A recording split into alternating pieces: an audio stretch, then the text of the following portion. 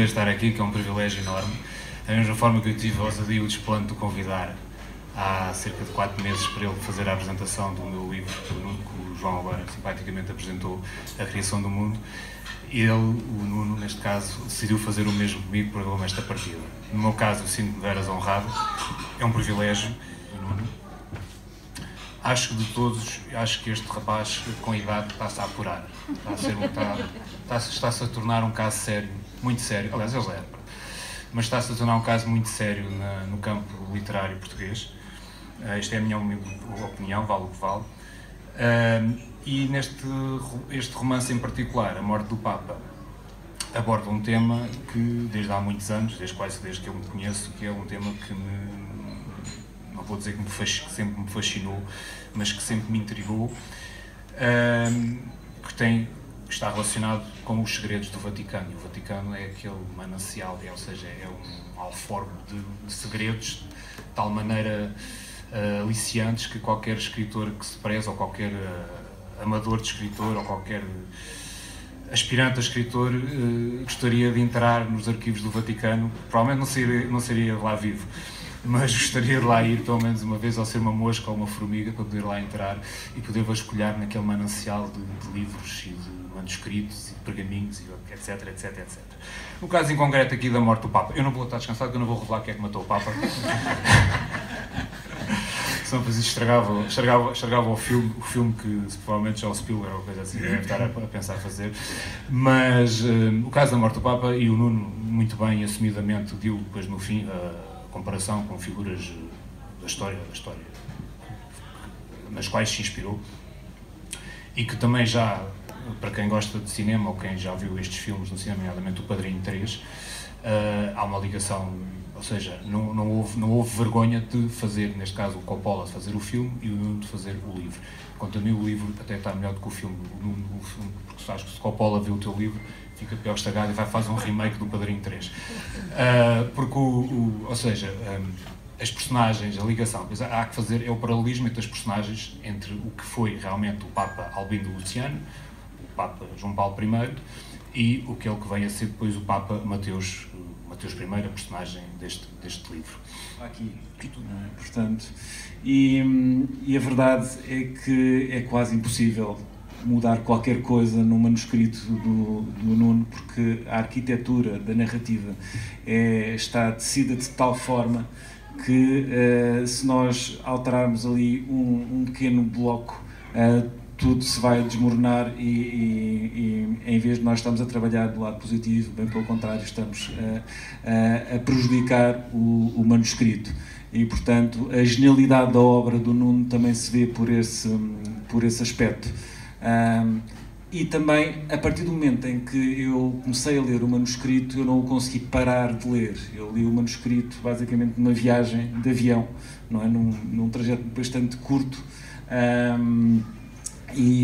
Portanto, o fator de atratividade deste texto é enorme, e a forma como ele está construído, da forma não óbvia em como ele está construído, é realmente um texto único e que nos chega às mãos muito raramente na vida de um editor. Também este tipo de feedback foi o feedback que o Jaime Oliveira Martins me foi dando a partir do momento em que começou a ler o livro, mas ele, melhor do que eu, vos poderá falar um bocadinho melhor sobre isso. Eu começo por saudar todos aqueles que estão presentes e que deram do seu tempo para vir aqui dar esta alegria ao Nuno, que bem merece. E quero também dizer que me sinto muito honrado por estar aqui. Há pouco o João fez referência ao facto do meu livro Heróis do Ar ter uma segunda edição, mas foram precisos 5 meses para eu convencer o João a ter que fazer uma segunda edição. Agora, eu acho que é notável, e isso dá-me um orgulho enorme, e permite-me, Nuno, que partilhe da tua satisfação, estar a fazer a apresentação 5 dias depois do livro ter estado nas livrarias e o editor ter que estar a fazer uma segunda edição. Isto é notável e diz muito daquilo que os leitores podem esperar de um livro como A Morte do Papa. De facto, eu pedi ao João, a dada altura, para me mandar o manuscrito, porque eu queria começar a preparar a leitura antes que o livro fisicamente me pudesse chegar. E com receio dos atrasos por altura do Natal no envio do correio, o João fez o favor de me mandar o manuscrito. Como eu disse, para começar a preparar aquilo que iria dizer aqui hoje. O que é certo é que, quando me chegou o livro, passado 4 ou 5 dias, eu já não precisava do livro porque o manuscrito estava lido. E o João, quando eu lhe disse isso, perguntou-me: e gostaste? Eu não lhe respondi. Disse-lhe apenas aquilo que vos vou dizer agora. A Morte do Papa é um livro que poucas pessoas poderão dizer: eu ando a ler A Morte do Papa. Porque a maior parte delas, e a maior parte de vós que estáis aqui, vão dizer: eu li A Morte do Papa. Porque é de facto assim. Aquilo tem cola. Nós vamos para qualquer lado, temos que levar o livro atrás, porque todos os momentos são aproveitados para uma leitura. Eu não fiz uma abordagem tão exaustiva como fez aqui o Luís. Eu acho que, no que diz respeito à interpretação de um livro, cada pessoa interpreta o livro à sua maneira. Há pontos que para ele foram importantes e há pontos que para mim não foram tão importantes, assim como para cada um de vós. No entanto, eu penso que também há coisas que são comuns. Nós vamos ter, lendo A Morte do Papa, a oportunidade de fazer uma viagem no tempo. Uma viagem no tempo mergulhando numa trilogia. Trilogia de 3 livros: Dor, Ira e Ódio, que são da autoria de um personagem, aliás, eu diria mais, um personagem enigmático, que leva o leitor a saltar entre tempos diferentes, entre locais diversos, numa viagem entre factos passados desde a década de 60 até 1978 e aos dias de hoje, ficcionando o tempo presente, ficcionando os personagens, inspirados, muitos deles, como foi referido, em personagens reais. Vejam bem que até Donald Trump, tão real, não é? Faz parte desses personagens, não um personagem constante, mas já lá uma referência clara. E como? Adivinhem. Inundando o Twitter com uma verborreia incontrolável de mensagens. Não seria para outra coisa, não é? Cruzando assim realidade com ficção. E outra coisa muito interessante é que nós estamos sempre, no virar de cada página, à procura da solução para o enigma com que nos deparamos na página anterior. E vamos assim ao longo de todo o livro. Por isso é que ele é cativante, prende. É um livro que também pede para ser fechado. O que é que eu quero dizer com isto? É aquele tipo de livro que, quando estamos na leitura, há um determinado ponto em que nós lemos, temos que fechar o livro e pensar sobre aquilo que lá está escrito. Ou seja, os convites à reflexão são imensos. E eu penso que isto é um ponto fundamental, porque qualquer autor que se preze quer cumprir os desígnios da literatura, e este é um dos desígnios maiores da literatura: estimular a reflexão. E é muito bem conseguido esse estímulo em diversos pontos. Nuno Nepomuceno. David Manuel. Bem, boa noite a todos. Antes de mais, muito obrigado ao Luís e ao Jaime por estarem aqui esta noite. Eles estavam na brincadeira comigo a dizer que se sentiam honrados porque o livro estava na segunda edição e não sei o quê, etc. Mas eu é que me sinto honrados. É a primeira vez que eu tenho... Eu é que me sinto honrado. É a primeira vez que eu tenho 2 escritores ao meu lado a apresentarem um livro meu. Eu já tive alguns escritores comigo. Ano passado tive aqui a Ruth. Logo no meu primeiro livro tive o Domingos. Mas são situações diferentes, eles estão mais próximos do meu género e é muito gratificante perceber o entusiasmo com que eles falam do livro e que realmente gostaram do livro. Portanto, muito obrigado aos 2 pela apresentação e obrigado também ao João por fazer de mestre de cerimónias. Eu penso que todos sabem quem é o João é o meu editor e agente, e é ele que coordena estas coisas todas. Começando então a falar sobre a morte do Papa. Muito obrigado por estarem aqui esta noite. Eu hoje estou relativamente calmo, mais ou menos. Estava um bocadinho nervoso quando cheguei aqui, depois um senhor chamado António, que eu vou ter que dizer o nome todo daqui a bocadinho, teve ali a fazer umas brincadeiras e nós ficámos todos mais descontraídos.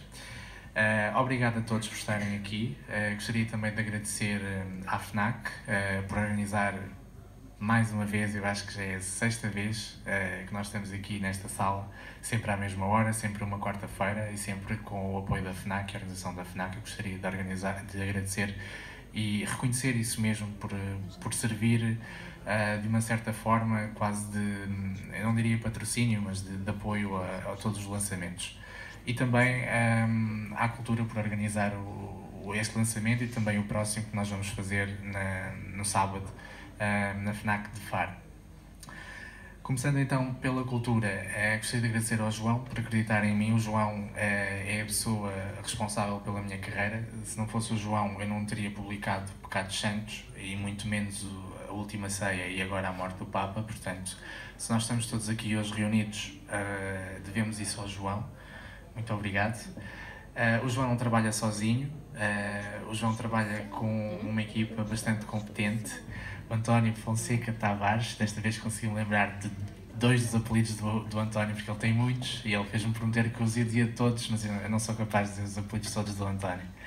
A Ana Gaspar Pinto, a Vanessa Leão, a Paula Caetano, a revisora dos últimos 3 livros, a Vera, também a designer que tem feito as capas e todo o design dos livros da Cultura Editora. E também a outras pessoas que têm trabalhado com a Cultura Editora durante estes 3 livros e que neste momento não estão a colaborar, mas também têm contribuído para Pecados Santos e Última Ceia, nomeadamente a Liliana, a Marina e também a Luísa. Gostaria também de agradecer isto para terminar esta parte. A todas as pessoas da nave que estão aqui, muito obrigado pelo vosso apoio. Estão todos aqui neste cantinho. Tem aqui um senhor que gosta muito de coisas relacionadas com o ar, que já escreveu um livro chamado Heróis do Ar. Portanto, acho que tem ali umas pessoas no fim vou apresentar que vão gostar muito de falar com o Jaime. A Morte do Papa. Eu referi isto recentemente, acho que foi na entrevista da Rádio Observador, se não estou enganado. Eu, quando acabei a Última Ceia, curiosamente, foi o primeiro livro em que isso me aconteceu. Eu não tinha a mínima ideia do livro que queria escrever a seguir. O António, que é uma pessoa muito famosa, nós estamos sempre a falar no António. O António até começou a brincar comigo, fazes assim um professor com os crimes e coisas relacionadas com matemática e não sei o quê. Eu disse, António, calma aí. E fui para casa e comecei a procurar aquilo que eu, na altura, julguei pelas pessoas que tinham estado aqui no lançamento da Última Ceia me tinham dito que gostariam de ler, que era um thriller religioso passado dentro da Igreja Católica, dentro do Vaticano. E fui à procura de intrigas e mistérios dentro da história da Igreja Católica, tendo deparado, entre outros, não vou dizer aqui todos quais foram todos, tendo deparado então com a morte de João Paulo I. Eu olhei para o tema, eu já tinha ouvido falar na morte de João Paulo I, não estava tão por dentro dos acontecimentos como tive que me colocar para escrever o livro, mas assim comecei a ouvir falar em coisas como possível envenenamento, possíveis assassinos contratados, enfim, a minha cabeça começou logo a trabalhar e não deu mais. Teve-se começar a desenhar o livro e criar as personagens. E foi assim que nasceu A Morte do Papa. Foi um livro que foi construído, não diria em segredo, mas eu tentei manter-me o mais discreto possível em relação a ele. Fiz apenas algumas referências em setembro, quando mostrei parte do manuscrito ao João na Feira do Livro, quando lá fui ter na sessão de autógrafos depois de fazer a apresentação do Luís. E na altura referi um pouco sobre o assunto, mas foi um livro que eu sempre senti que de alguma forma era especial e por isso tive sempre o cuidado de nunca me pronunciar sobre o livro até ao momento em que o livro estava terminado. A editora já tinha revisto o livro, já estava tudo preparado e não havia muito mais a mexer ou a fazer e achei que então esse era o momento. Há coisas, obviamente, que gosto mais da Morte do Papa do que outras. Eu não sei qual é a opinião do Luís e do Jaime, mas eu normalmente quando acabo um livro estou pronto para o escrever outra vez. Acho que se eu escrevesse outra vez fazia mil e não sei quantas coisas diferentes. Obviamente que há coisas que eu gosto muito na morte do Papa, há coisas que eu não gosto tanto, se calhar são diferentes das vossas. Vocês vão ler o livro e se calhar vão discordar de mim, vão achar que aquelas coisas que eu não gosto são exatamente as coisas que vos agradaram mais. Acho que os livros têm essa capacidade e ao mesmo tempo é maravilhoso. Eu posso ler o livro, o Jaime pode ler, o Luís, o João, vocês, e todos nós vamos encontrar coisas diferentes com os quais nos vamos identificar. Uns vamos detestar umas personagens, outros vamos adorar as personagens, uns vamos odiar o final. Eu acho que os livros têm isso de maravilhoso. O que eu tentei fazer no livro foi, por um lado, apesar de eu não querer escrever um livro sobre a morte de João Paulo I, criar uma história que pudesse funcionar em paralelo com a morte de João Paulo I. Ou seja, eu tive algumas liberdades criativas, porque a morte do Papa João Paulo I tem algumas partes escuras ou silenciadas, digamos assim. Há pequenas partes da história que não se sabe muito bem o que aconteceu. E eu, quando decidi que ia fazer o livro sobre este assunto e teria que preencher essas, chamemos de lacunas, também não queria que depois, no fim, as pessoas fossem dizer que a morte de João Paulo I foi como está narrado no livro. E é por isso que o meu Papa se chama Mateus I e não João Paulo I. Embora, apesar de... Perdão, estou a ficar sem voz. Como eu estava a dizer, e apesar de eu ter feito uma transposição entre 1978 para o tempo presente, o livro não decorre em 1978, o ano em que João Paulo I morreu, mas sim na atualidade, o que eu tentei fazer foi ser o mais factual e correto possível acerca dos acontecimentos daquela noite, tentar utilizar transposições das personagens que estão associadas àquela noite, nomeadamente o secretário de Estado, o camerlengo, as freiras que viviam no Palácio Apostólico, o secretário papal, são personagens reais, que não quer dizer que tenham o passado ou a história destas personagens que eu criei. Portanto, eu queria deixar aqui essa ressalva. Portanto, eu criei personagens, mas baseei-me numa história verídica e os factos à volta daquela noite e daquele acontecimento são verídicos. Ou, pelo menos, dentro da pesquisa que eu fiz, eu cheguei à conclusão que eram verídicos. Eu tentei, e vocês quando lerem, muitas das pessoas que estão aqui já leram o livro, outras pessoas compraram hoje o livro, algumas vêm assistir e vão a meio. Vocês quando chegarem ao final vão encontrar uma explicação, que é uma das explicações possíveis para o que terá acontecido naquela noite de setembro de 1978, mas vão também encontrar outros caminhos, outras coisas que vos vão deixar a pensar, e é nesse sentido que eu gostaria de chamar a atenção para o livro. Eu uma vez estava a falar com uma pessoa amiga, já estava a concluir o livro, aliás, acho que já tinha concluído o livro, e ela estava-me a perguntar o que é que eu achava do livro. E eu disse, eu não sei, porque eu gosto muito do livro, mas a maneira como eu arquitetei o final, eu tenho receio que as pessoas se sintam desiludidas, porque normalmente este tipo de livros vai em crescendo até ao final, e depois no fim temos assim uma grande sequência de ação, e o meu livro não tem isso.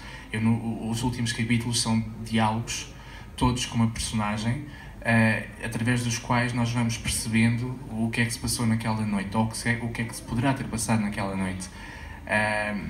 Mas eu, cada vez mais que penso no assunto, acho que de facto esse foi o caminho menos óbvio, mas foi o caminho acertado,